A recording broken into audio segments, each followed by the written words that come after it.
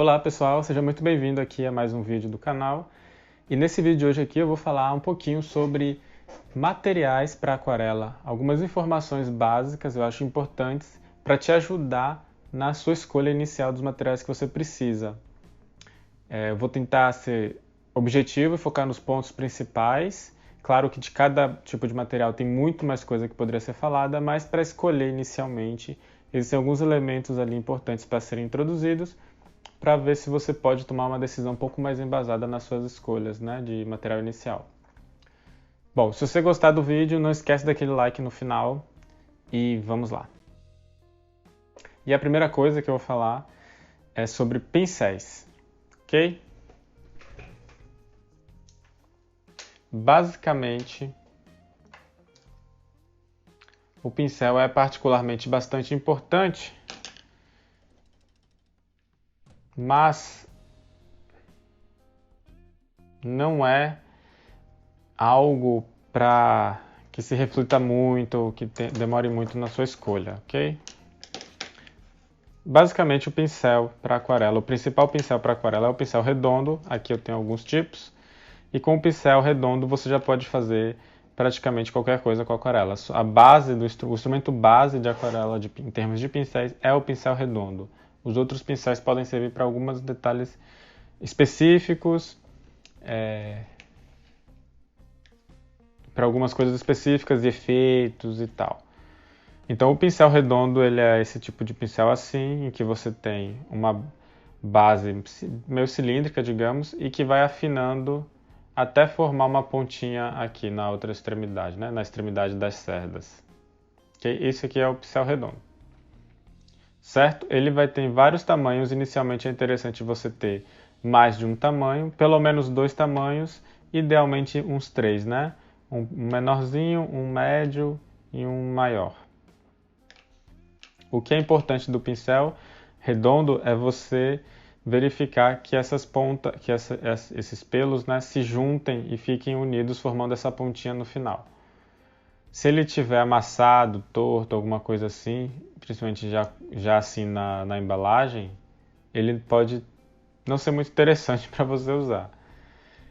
Quando ele está seco, ele pode soltar um pouquinho os pelos, mas assim que você molha, ele geralmente, né, idealmente, ele vai logo juntar e formar, tá vendo? Ó. E forma essa pontinhazinha. Certo? Esse é o pincel redondo.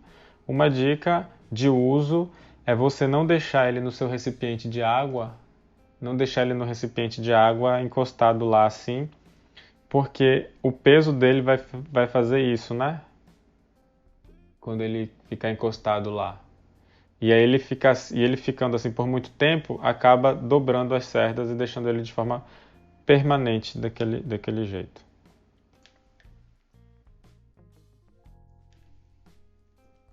Esses pincéis aqui do lado que eu coloquei, eles são uns pincéis redondos mais profissionais. Eu usava esses aqui antes e agora recentemente eu comprei esses. E eu demorei um pouquinho de comprar porque eles são muito caros, esse tipo aqui. Tem outros caros também, mais baratos que esses, ou quase o mesmo nível, que são mais parecidos em termos de fisionomia com esses aqui, né? Esses eu comprei 2 desse tipo, também são pincéis redondos, mas eles são bem mais cheios. A gente olhar aqui nesse, ele é bem mais cheinho a base dele. Então, e a pontinha é bem fina também. Quando ele está molhadinho, a gente vê ele vai afinando mais aos pouquinhos, né? Do que esses outros aqui. Isso faz com que ele tenha uma gama maior de traçados, porque você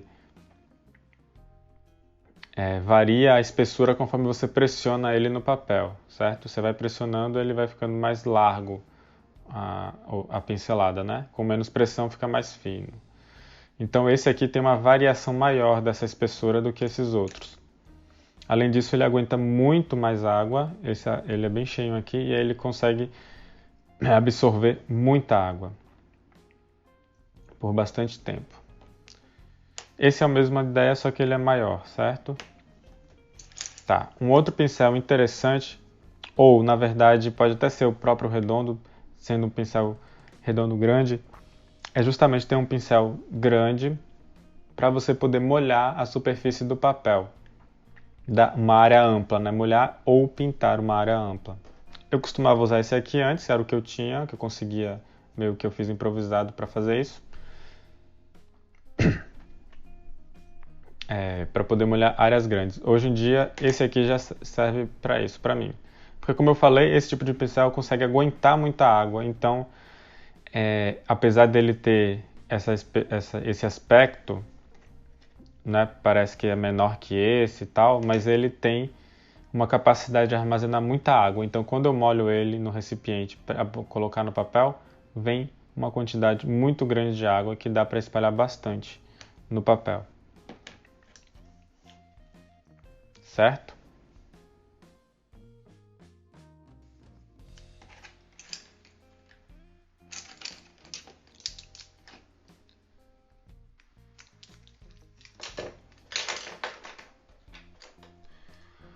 Bom, tem outros tipos de pincéis que também podem ser usados para aquarela. Um bastante importante usado também, além do redondo, é o pincel chato. Eu não tenho muitos tipos de pincéis chato. Eu tenho só o que veio nesse jogo aqui, que tinha vários pincéis, né? Chatos e redondos de vários tamanhos. Mas tem alguns chatos que geralmente eles são mais largos do que esse aqui, né? Eles são um pouco mais largos e mais cheinhos aqui também no pelo. Eles têm um volumezinho aqui na base que também permite uma grande quantidade de água. O pincel chato, ele alternativamente ao redondo, ele serve para fazer áreas com superfícies planas, né, com manchas de tinta mais planas, né, e retas, como permite aqui o pincel chato. Claro, tem várias formas de você pincelar. Essa é a base, mas você pode pincelar com ele por cima. Eu usava muito a pontinha dele aqui com ele molhado, né? Você vê. Ele fica assim, ó, todo juntinho, quando ele fica molhado. E aí eu usava muito essa pontinha aqui quando eu estava fazendo alguma coisa e queria algum detalhe fino, eu usava a pontinha dele aqui assim. Enfim, pode ser usado também de diversas formas diferentes. Alternativamente, tem diversos outros tipos de pincéis que você pode ter para fazer vários efeitos de texturas, vários efeitos e várias texturas diferentes. Mas são só para efeitos, né? O principal é o pincel redondo. Bom, sobre tintas, também tem muita coisa que dá para se falar de tintas. Vou tentar ser bem objetivo e sintético aqui agora, certo? Se você quiser um vídeo mais completo, deixe nos comentários aqui embaixo. E se estiver gostando do vídeo, não esquece daquele like. Vamos lá. Basicamente, nós temos tintas estudantis e tintas artísticas, sendo que as tintas artísticas nós temos tintas que são nós temos tintas que são escolares e nós temos as tintas artísticas. Nas tintas artísticas tem aquelas que são mais estudante e tem aquelas que são profissionais. Certo? As tintas escolares, por exemplo, essas aqui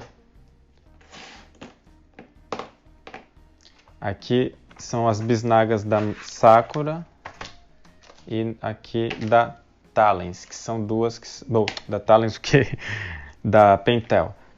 São dois tipos que são bastante utilizados assim, né? Então, essa aqui é o tipo estudante, ou aliás, tipo escolar, são tintas muito mais baratas porque elas têm uma composição que dá a cor delas, né? Elas são compostas por pigmentos que são muitíssimo mais baratos, de menor qualidade ou até mesmo por corantes, certo? Então por isso elas têm um preço baixo. Se você nunca experimentou aquarela na vida e quer apenas testar, brincar um pouquinho ali, ver se gosta, ver se o tipo de pintura, o processo da pintura com aquarela, como é que funciona, legal, dá para começar por elas, para testar. Justamente por causa do menor custo. Se você tem um custo menor, você pode comprar mais fácil e não corre o risco de desperdiçar dinheiro caso você não goste muito, né, do processo de aquarela. Embora, é claro, você tem que pensar que elas são tintas escolares, então tem uma qualidade inferior e pode refletir um pouquinho no seu tipo de trabalho também. Claro que não é essencial, mas pode ter uma influência, certo? E na dificuldade do aprendizado também. As tintas estudante, aqui eu tenho dois tipos para mostrar, que são as tinta Van Gogh e a Cotman. São duas marcas diferentes, ok? A linha estudantil delas. Okay? Essa aqui é a marca Winsor Newton, a linha Cotman dela é a linha estudante. Aí a Winsor Newton tem a linha profissional também. E aqui a mesma coisa, a Van Gogh é da marca Talens. Aqui, ó, Royal Talens. E a Van Gogh é a linha estudantil da Talens, ok? A Rembrandt também é da Talens e ela é a linha profissional da Talens. Essa outra aqui. A diferença entre elas é basicamente a quantidade de pigmento. As tintas profissionais têm uma densidade, né, uma concentração de pigmentos tipicamente muito maior do que as tintas estudante. E, alguns casos, elas também podem ter um tipo de pigmento um pouco melhor, de uma qualidade um pouco melhor. O que eu quero dizer com qualidade de pigmento? A principal característica da qualidade de pigmento, que é também a principal diferença para as escolares, é quanto à resistência à luz. A resistência à luz, ela é a propriedade que dá para a tinta que diz quanto tempo aquela tinta em uma determinada pintura aguenta, por quanto tempo ela aguenta em uma parede em condições de museu, digamos assim. Então, por exemplo, as tintas artísticas, tipicamente elas vão ter esse nível de resistência em 50 anos, de 50 a 100 anos, que é o segundo melhor nível, ou maior de 100 anos. A maioria das tintas de qualidade maior vão ter um desses dois, pelo menos uma resistência de 50 anos. Isso significa que, em condições de museu, ela demora 50 anos para degradar, para começar a ficar com uma aparência mais desbotada, digamos assim, pela própria degradação natural que acontece com a incidência de luz em um pigmento. Isso que quer dizer resistência à luz. E essas informações vêm nessas bisnagas. Tipicamente você tem aqui, ó, Light Fastness significa isso, certo? Então aqui tem o Light Fastness 2, que é aquele de 50 a 100 anos. Aqui tem o código do pigmento, tem várias informações nessas tintas aqui. Certo? Bom, elas podem vir em bisnagas assim, como tem essa aqui, ou esqueci o nome. Ou em... Ai, meu Deus. Deu branco. Chama de pan. Bom, assim, sólida. E aí você opta, né? Se você quer em bisnaga ou assim. Eu, como vocês podem ver, o que eu uso mais é bisnaga. Eu tenho preferido mais de bisnaga, mas estou querendo testar melhor esse tipo assim esse pan aqui. Porque o da bisnaga toda hora eu tenho que ficar tirando e colocando na minha paleta, no godê, e aí eu organizo ele para ser de uma determinada forma. E isso aqui eu tô começando a achar que é mais dinâmico, tal, né? Bota no lugar, tira, organiza da forma que quiser, e tal, no seu estojinho. Então eu quero testar melhor essa daqui. Mas enfim, tudo é questão de teste, já que eu falei disso. Tinta, pincel, papel, tudo é questão de teste. Eu estou dando umas linhas gerais, algumas recomendações para te balizar, para te dar uma base de informação para tomar alguma decisão. Mas, no final das contas, o que conta mais é a sua própria experiência, tanto para tinta, quanto para pincel, quanto para papel, que é o que eu vou falar agora. Bom, primeira coisa sobre papéis para aquarela é quanto à gramatura. Gramatura é essa medida que tem aqui, que significa quantidade de peso por área do papel. Isso, em termos de aparência, a gente pode resumir falando que é a espessura dele, certo? Um papel que tem uma gramatura maior, ele vai ser mais grosso. Você pode até observar isso no papel ofício normal. O papel ofício, ele tem de 75 gramas e tem de 90 gramas também disponível, geralmente, né? O papel aquarela, a recomendação para papel aquarela é no mínimo 300 gramas por metro quadrado. A gente vai ver que todos os papéis aqui são 300 gramas. Por que isso? Porque a aquarela é uma técnica que se utiliza bastante água.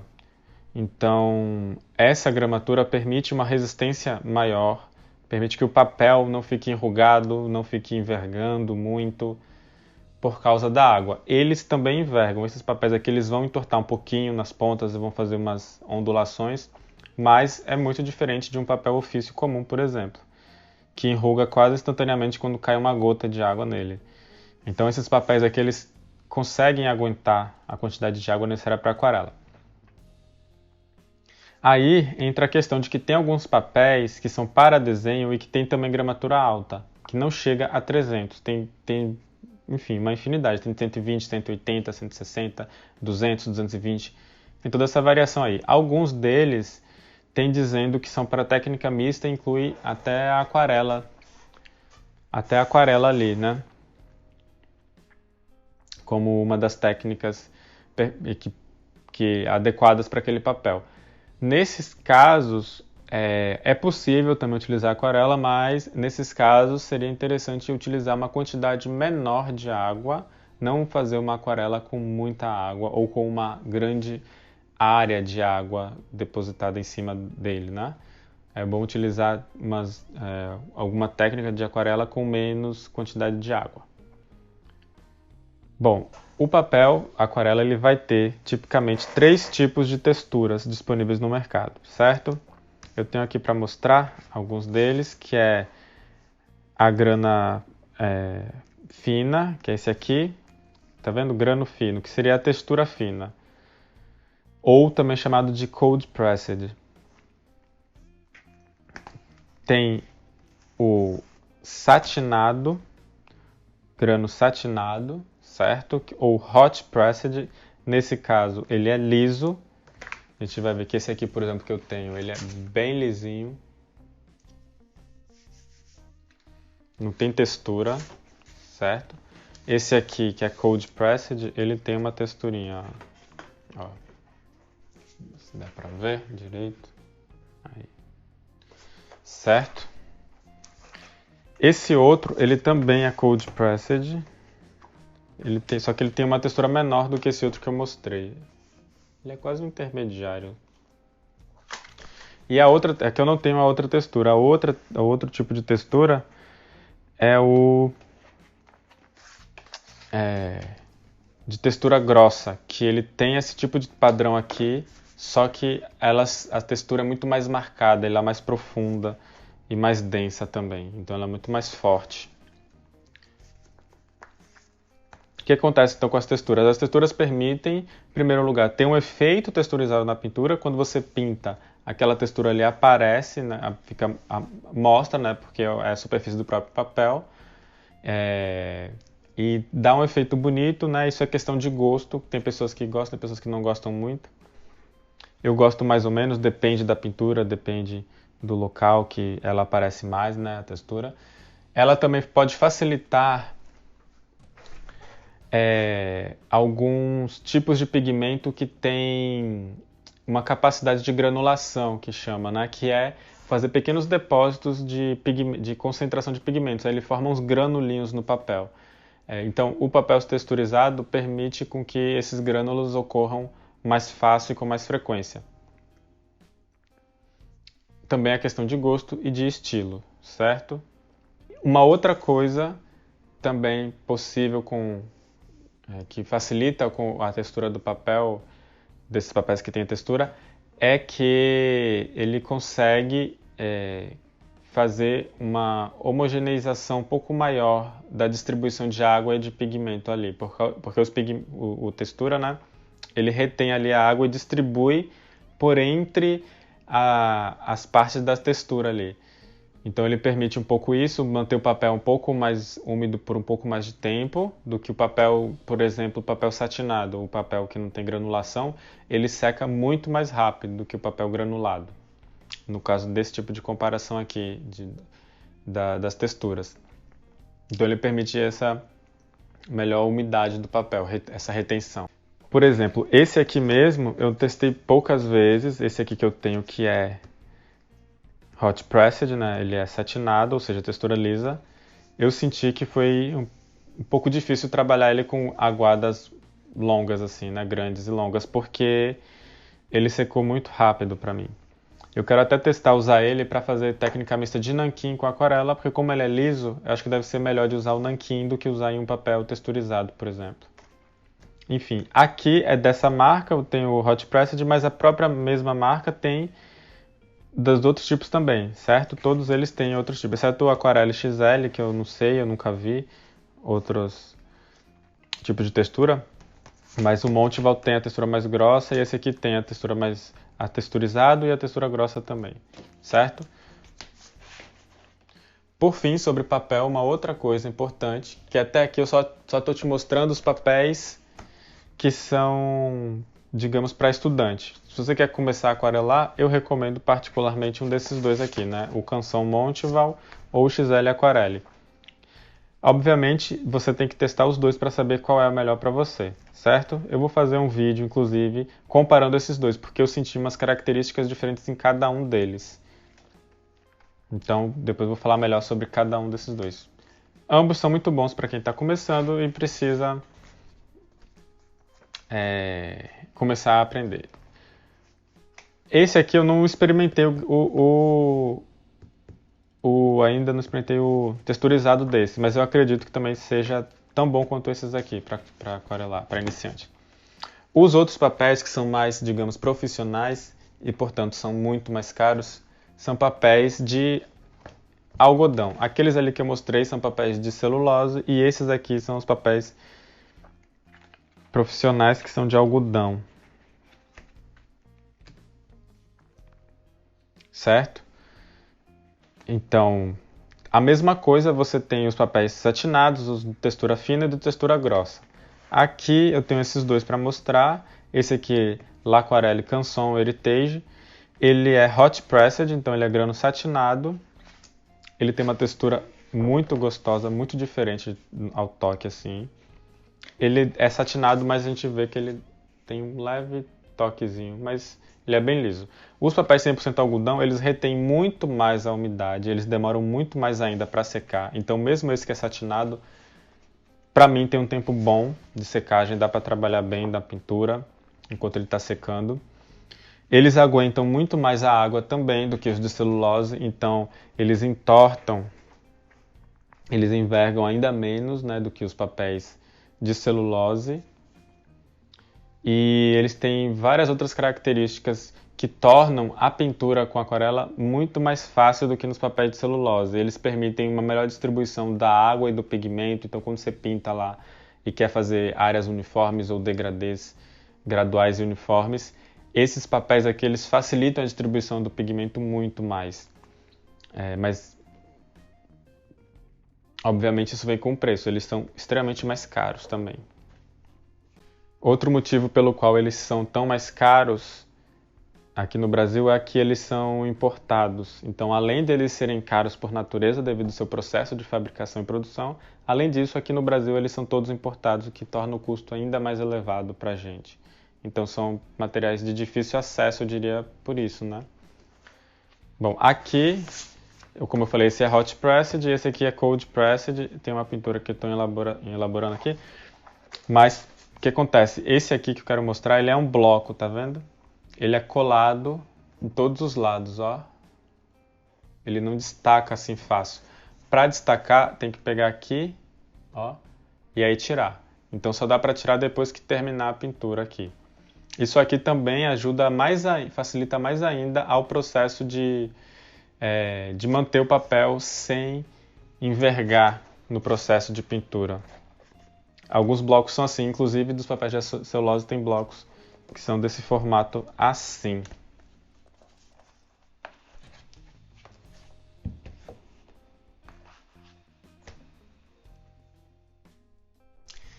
E aqui uma dica extra rápida sobre preparação do papel antes de pintar. uma forma de evitar um pouco mais o entortamento, né, o envergamento do papel, é você prender o papel com fita crepe na sua prancheta, ok? Dessa forma.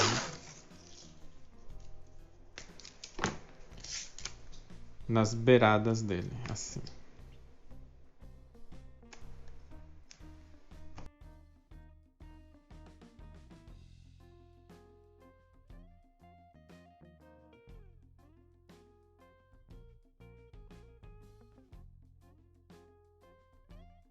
Certo? Para retirar, depois que fizer a pintura, você tem que pegar com cuidado aqui a pontinha e puxar em direção fora do papel. Assim, tá vendo? A fita indo para lá. Porque caso ela rasgue um pouquinho o papel, o rasgo sobe em direção a fora do papel e não vai para a direção da pintura. Se você puxar assim, se rasgar, ó, aconteceu agora. Você vem puxando, aí isso aqui acaba entrando na área da pintura e rasga na área da pintura. Então, sempre tirar dessa forma. Com cuidado para não rasgar, mas caso rasgue, vai para o lado de lá. Certo? Outra coisa sobre preparação. Sempre deixe a sua paleta de cores do seu lado da sua mão dominante, certo? Da mão que você pinta. No meu caso, o lado direito. E o recipiente de água também, para aquele lado. Por que isso? Porque se eu pinto com a mão direita e boto para o lado de lá, eu vou ficar cruzando a minha pintura com o pincel molhado, correndo o risco de acontecer algum tipo de acidente aqui. Então, sempre deixe do lado da mão dominante. Beleza? Bom, cada item dá para falar muito mais sobre cada um deles, sobre as opções que tem no mercado e as características particulares de cada um. Eu espero que isso tenha funcionado como um norte para você, que você possa tomar uma decisão melhor com essas informações aqui, mas lembre que tudo depende do seu teste, tudo depende do seu gosto, de como cada material vai funcionar para você com o seu próprio processo de pintura. No mais, é isso. Se você gostou, não esquece aquele like, confira também o meu Instagram, alexcamanho.art. Abraço.